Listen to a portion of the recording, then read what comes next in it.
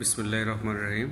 প্রিয় স্বতন্ত্র ইবতেদায়ী মাদ্রাসার শিক্ষক ভাই বোনেরা, সবার প্রতি সালাম, আসসালামু আলাইকুম। আজকে একটা বিষয় নিয়ে আলোচনা করব, সেটা স্বতন্ত্র ইবতেদায়ী মাদ্রাসার বর্তমান পরিস্থিতি বা আপডেট। তো স্বতন্ত্র ইবতেদায়ী মাদ্রাসার বর্তমান পরিস্থিতি, কার্যক্রম চলছে এবং চলবে।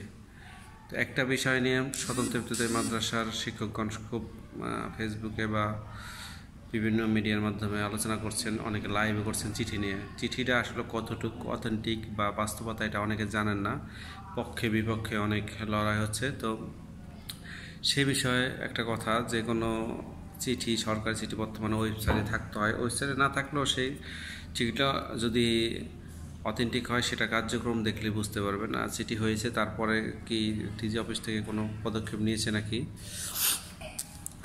সেই বিষয়ে আমাদের কাছে কোনো তথ্য নাই। তো চিঠিটা আসলে বিষয় না, বিষয় হচ্ছে গিয়ে আপনার একটা কার্যক্রম, কোনো ব্যক্তি নামে চিঠি হইলে সেই ব্যক্তি নাম কি খুব উঠে গেল বা বাস্তবতা কতটুকু হলো তার নিয়ে টানাটানি করার কিছু নয়। বাস্তবতা আমাদের 40 বছর যাবৎ অনেক চিঠি হচ্ছে, অনেক চিঠির কোনো সুফল পাইনি, কোনো কুফলও পাইনি। মানে চিঠি চিঠি চিঠি সেটা কার কাছে গেল, কখন গেল, সেটা বিষয় না। বিষয় হচ্ছে যে চিঠি হয়েছে, চিঠির কোনো ফলাফল এই পর্যন্ত অনেক চিঠি, উপবৃত্তি চিঠি, এই চিঠি, অনেক চিঠি হয়েছে, আপনারা সবাই ভালো জানেন, আমার অনেকে ভাষায় বিজ্ঞ।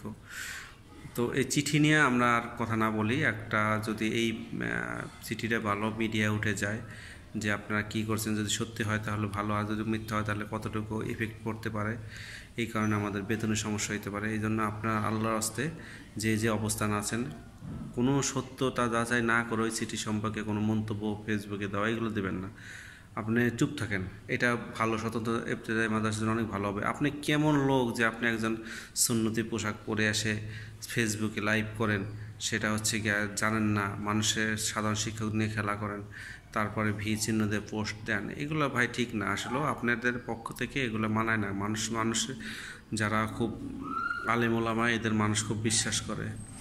স্বতন্ত্র ইবতেদায়ী মাদ্রাসা অধিকাংশ শিক্ষক মাদ্রাসায় পড়ুয়া, তো তারা যা বলে সত্য বলবে, এটাই কথা। জীবনে টাকা পয়সা দেওয়া আপনার জীবন চলবে না, আপনার বিলাসিতা বা আপনার সাংবাদিকতা করে বা ফেসবুক লাইভ এসে আপনার বিলাসী জীবন থাকবে না। কিন্তু 5 বছর পর আপনাকে মানুষ মনে রাখবে যদি আপনার দ্বারা মানুষের উপকার হয়, বিশেষ করে আপনি সাধারণ শিক্ষকদের উপকার হয়।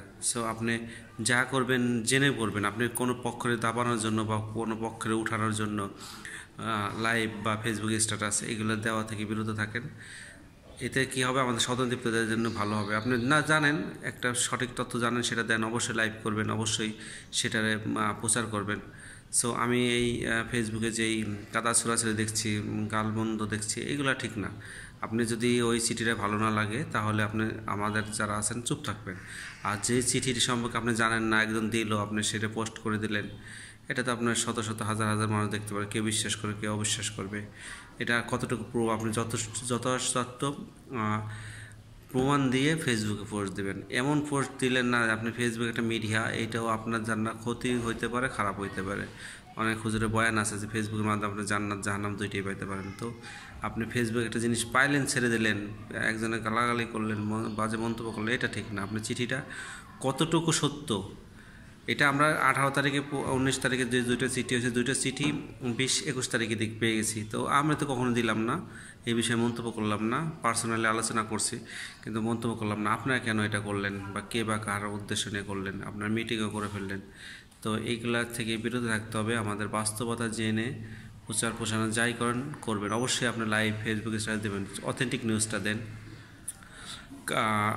আমাদের আন্দোলন বা আমাদের কর্মসূচিকে বেগবান করার জন্য আপনি ফেসবুক লাইভ করেন, ফেসবুকে পোস্ট দেন, কিন্তু যেটা মিথ্যা নিউজ, কাউকে দাবানোর জন্য, কাউকে হেয় করার জন্য, এগুলো না করাটাই ভালো।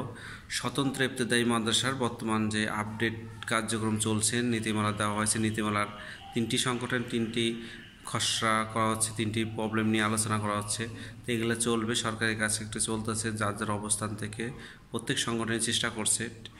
তো যে সংগঠনটা বেশি চেষ্টা করছে তাকে আপনার সাপোর্ট দেওয়ার চেষ্টা করবেন, সততার সহিত, নিষ্ঠার সহিত। যারা আগে যাচ্ছে, অ্যাপ্রুভ কতখানি, তাদের প্রমাণ কতখানি দেখে নিজে যাচাই করে তাদের সহযোগিতা করবেন। একজন একটা বললো, আমি বললাম বেতন হয়ে যাবে, যাত্রীকরণ হয়ে যাবে, সেটা বিশ্বাস করে লাফালাফি শুরু করে দিলেন ফেসবুকে স্ট্যাটাস, এটা থেকে বিরত থাকবেন। আমি কথা বললাম, আমার কতটুকু প্রমাণ আছে, অথেন্টিক নিউজ কোনটা, আমার কাছে কী প্রুফ আছে বা আমার ওয়েটা কি সেটা জানেন, সেটা জেনে তারপরে ফেসবুকে পোস্ট দেন। আপনি অসহায়ত্ব কথা তুলে ধরতে পারেন যে আমরা 40 বছর 41 বছর ধরে অবহেলিত, এইটা নিয়ে আপনি ফেসবুক পোস্ট দেন, কেন বেতন হচ্ছে না এটা নিয়ে পোস্ট দেন, আমাদের কেন লেনদি, আমাদের সব প্রসেসিং লেনদি হয় এটা নিয়ে পোস্ট দেন। কিন্তু এমন একটা ডকুমেন্ট ছেড়ে দেবেন সেটা দিয়ে আমাদের ক্ষতি হতে পারে, আমাদের জ্ঞানের প্রজ্ঞা নিয়ে প্রশ্ন হতে পারে। তো আশা করি আমাদের স্বতন্ত্র ইফতেদায়ী মাদ্রাসার সকল শিক্ষক এবং এর সাথে রিলেটেড নেতৃবৃন্দ সবাই বুঝতে পেরেছেন। তো এই বিষয়ে চললে আমার মনে হয় ভালো হবে, আমাদের এই ওয়েটা অবলম্বন করা ভালো। আর সার্বিকভাবে আমাদের যারা কার্যক্রম করছে সবাইকে মনসম্মত দিয়ে